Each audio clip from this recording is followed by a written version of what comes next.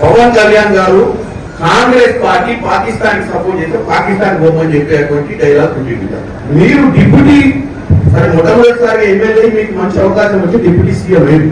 ఇది సినిమా కాదు, స్క్రిప్ట్ రాసిస్తే చదువుకోని. నువ్వు ఒక ఉప ముఖ్యమంత్రి అంటే ఒక స్థాయి ఇచ్చింది, స్థాయికి తగ్గట్టు మాట్లాడాలి. ఎవరో స్క్రిప్ట్ రాసిస్తే చదువు, లేకపోతే ప్రధానమంత్రి నువ్వు కృషి చేయాలనుకుంటే ఇంకేదైనా ప్లాట్ఫామ్ మీద పోయి రాజకీయాలు బంద్ చేసి సినిమా తీసి నంగనారావు తీసినట్టే మనం 2-3 సినిమాలు తీసి ఆయన ప్రసన్నం చేస్తాం. అంతే తప్ప నీకు ఒక అధికారమైన బాధ్యతలు ఇచ్చి ప్రజా సమస్యల మీద పోరాటం చేయాల్సినవి బాధ్యత లేకుండా కాంగ్రెస్ పార్టీ పాకిస్తాన్ లో సపోర్ట్ చేసుకుని ఒక ప్రచారం చేసే ప్రయత్నం చేస్తాం. నీకు వాస్తవంగా నిలదీసే నరేంద్ర మోడీ ఎన్ని రోజులైంది?